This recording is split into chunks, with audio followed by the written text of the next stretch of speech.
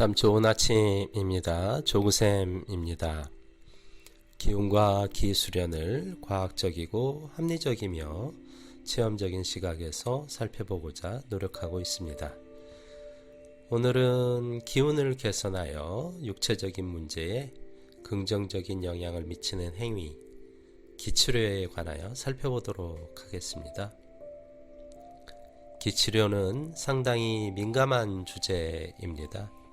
오랜 스터디와 경험을 바탕으로 그 실체의 파악을 하기 위해 노력하고 있습니다만 부족한 부분이 항상 많습니다. 문의와 관심이 많고 또한 기운 에너지 수련에 입문하고자 하시는 분들이 주요한 무시할 수 없는 동기이므로 가급적 과학적이고 합리적인 도출이 가능한 범위 내에서 설명을 드려보겠습니다. 저는 기치료라는 용어를 좋아하지는 않습니다. 오히려 경계하는 편입니다. 자칫 돌팔이 의료 행위가 될 수도 있으며 무엇보다도 심신이 불편하여 심리적으로 다급한 을의 입장일 수밖에 없는 분들에게 명확한 결과를 확신할 수 없는 상태에서 의도치 않게 생길 수 있는 지나친 기대감을 경계할 수밖에 없기 때문입니다. 우리는 일상생활에서 기라는 말을 참 많이 쓰고 있는데요. 무심코 기를 준다, 기를 받는다 라는 말도 합니다. 그런데 이 말은 물리학적 개념에서 보자면 있을 수 없는 것입니다. 인간을 포함한 모든 생명체와 무생물의 물질들은 고유한, 유니크한 저마다의 에너지 주파수, 파장을 갖고 있습니다.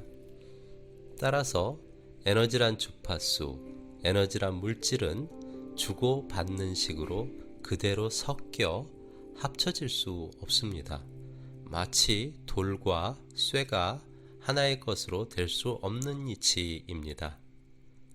고유한 에너지의 주파수는 남과 나를 구분하는 고유성을 유지하는 아이덴티티, 즉 신분증임과 동시에 남의 에너지 장으로부터 나를 프로텍트하는 강력한 반발 에너지장, 즉 방어 작용을 합니다.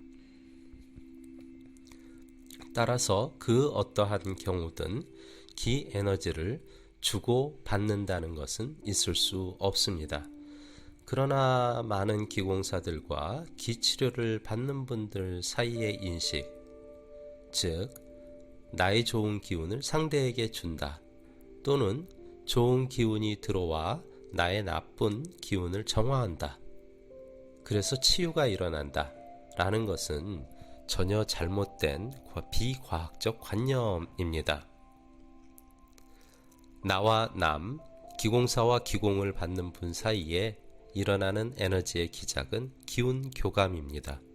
이는 치료라는 것 이전에 양자의 에너지체 사이에 일어나는 기운의 역학입니다. 물리학적 현상이지요.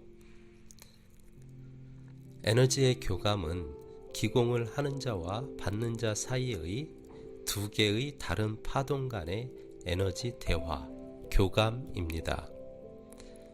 물리학적으로 두 개의 에너지 파동이 만나면 공명과 공진, 리소넌스 현상이 일어나고요. 두 물결의 파동은 만난 접점에서 새로운 파동을 만들어냅니다. 이를 간섭, 인터피어런스라고 하는데요.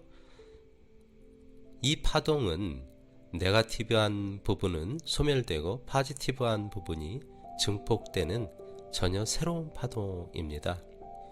마치 우리가 도로의 중앙선에 서 있고 양쪽 차선에서 앰뷸런스 차량이 사이렌을 울리면서 동시에 양방향에서 내 곁을 스쳐 지날 때 그 사이렌 소리를 듣는다면 그 소리는 우측 차선의 앰뷸런스의 소리도 아니고 좌측 차선의 그것도 아닌 전혀 다른 소리로 다가옵니다.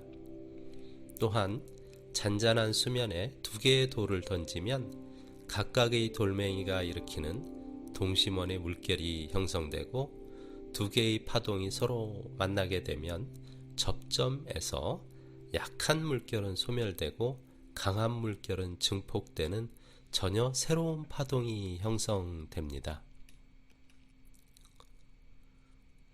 이렇듯 기치료, 기공받는 사람과 하는 사람 간의 에너지 교감에 의해서 영향을 줄 만한 세기의 강하고 파지티브한 새로운 간섭 파동을 형성시켜 결과적으로 기공을 받는 자가 그 간섭파에 영향받아서 자신의 에너지의 상태에 도움받는 것이 기공, 기치료의 전부입니다.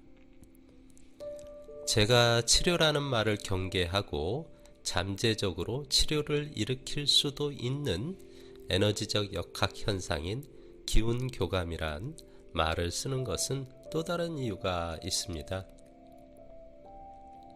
양자 간에 형성되는 간섭파는 유사한 에너지의 파동이 중첩되면 큰 파동을 일으킬 수 있는데 이를 보강 간섭, Constructive Interference라고 하는데, 이 보강 간섭파가 클수록 기공의 효과가 클 수 있습니다. 그런데 이 간섭파는 양자 간의 고유한 에너지 파장의 근접성, 유사성에 의합니다. 양자가 에너지적으로 그 속성이 서로 가까우면 큰 간섭파의 형성에 의해 치유라고 할 만한 효과를 보이기도 하고, 그 속성이 멀면 전혀 치유의 근처에도 이르지 못합니다. 다른 환자의 같은 질환에 대해서 동일한 수술과 같은 의술을 시행할 경우 여러 가지 변수가 있겠습니다만 어느 정도는 동일한 결과를 예상할 수 있습니다. 그러나 기공은 여러 변수들 중에 양자 간의 에너지 주파수, 파장의 차이라는 실력이나 방법으로 극복할 수 없는 변수가 있습니다. 저는 한동안 해외 생활을 하며 그 지역 사회에 자의적이지 않았던 소문 때문에 참 많은 심신이 불편한 분들을 만나서 기운 교감 등의 조치를 통해 기운을 편하게 해드린 경험이 있습니다. 주로 캐톨릭 신부님들과 수녀님들이었었는데요.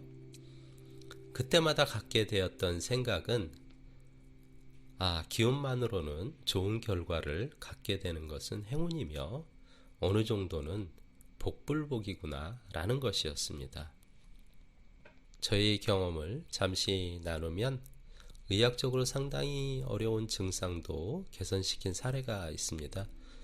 어떤 증상인지는 괜한 기대감을 드리기 싫으니 말씀드리지 않겠습니다만, 그러나 그 사례는 저희 기운의 상태, 실력보다는 그분과 저와의 에너지 속성이 어쩌면 우연히도 잘 맞았기 때문입니다. 최근에는 자율신경 실조증과 뇌혈류 부족의 진단을 받아 기분 나쁜 정기적 통증과 이로 인해 공황장애까지 오신 분에게 좋은 영향을 드린 바도 있었습니다만 이 경우도 역시 마찬가지였습니다. 이러한 변수들 때문에 저는 오직 기공의 관점에서만 다가서지 않고 스스로 과신, 과장을 경계하며 지압이나 교정 등의 수기, 기혈순환, 기림프순환 등등을 병행하여 기운을 편하게 해드리려고 노력하고 있습니다.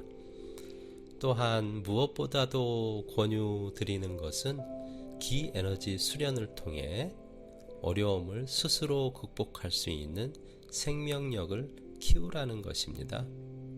좀 무심하게 표현을 드리자면 저로서는 잘 되어 치유 효과가 나타나면 정말 행복하고, 그러지 못해도 어느 정도 기운을 안정시켜 드렸으니 이 또한 행복하다라는 마음가짐을 가지고 있습니다.